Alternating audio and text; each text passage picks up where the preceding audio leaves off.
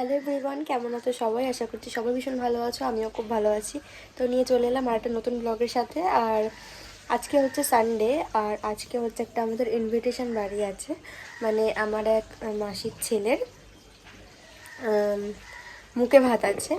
তো ওটা ওই মোশাটের ওই দিকে কোথায়, আমার ঠিক জায়গাটার নাম জানা নেই, মোশাটের ওই দিকেই। তো আজকে নেমন্তন্ন আছে ওখানেই, তো আজকে ওখানেই যাব, তার জন্য এখন হব রেডি। তো ভাবলাম এটা তোমাদের সাথে ব্লগ শেয়ার করি।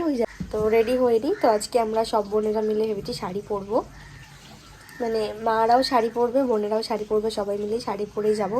নয়তো ভেবেছিলাম কি অন্য কোনো ড্রেস পরবো, তারপর ভাবলাম যে না, শাড়ি পরবো, সবাই একই পরে যাব।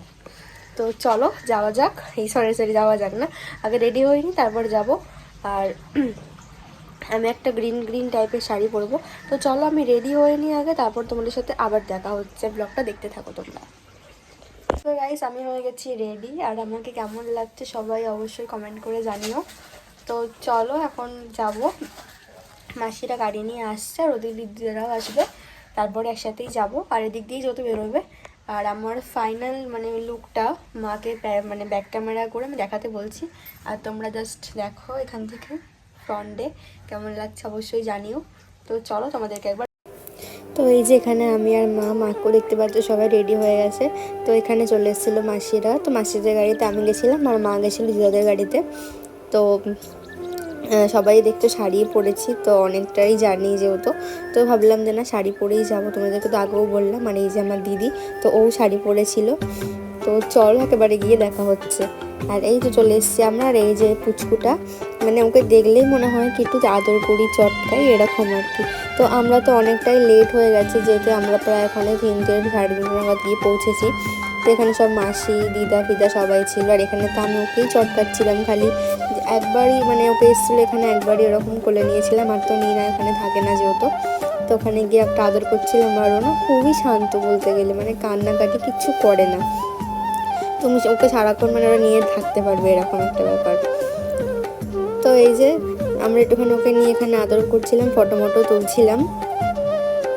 আর ওর নাম হচ্ছে শ্রেয়ান। আমি ওর নামটা জানতাম না, বাট ওখানে গিয়েও দেখিনি ওর নামটা কি, এখন ভিডিও করতে করতে আমি দেখছি যে ওর নামটা হচ্ছে শ্রেয়ান।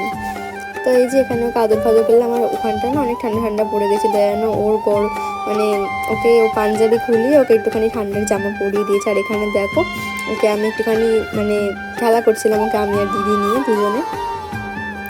দেখতেই পাচ্ছ কতটা হাসছে, মানে ও এরকমই কান্নাকাটি বলতে গেলে করেই না। তো চলো তোমরা ব্লগটা দেখতে থাকো। তারপরে এখানে এসেছিলাম খেতে, তো এখানে দেখিয়ে দিলাম আমাদের কী কী আইটেম হয়েছে। তারপর অনেকটাই সন্ধ্যা হয়ে গেছিলো, প্রায় 5:30 মতন বাজে। তো এখান থেকে আবার বেরিয়ে যাচ্ছিলাম। আর এই যে এই নাটকে তো ঢং করতেই থাকে। তো যাই হোক চলো, এবার এসে গেছিলাম একটা মন্দিরে। তো ওখানে একটা ভালো মন্দির আছে, তো চলো ওটাই তোমাদেরকে একটু দেখাচ্ছিলাম, একটুখানি এখানে ভিডিও করছিলাম আমি শর্ট ভিডিওর জন্য। তো এটাকে আমি এখানে অ্যাটাচ করে দিয়েছি। তো আমার ফাইনাল লুকটা তোমাদের এখানে দেখিয়ে দিলাম একবার।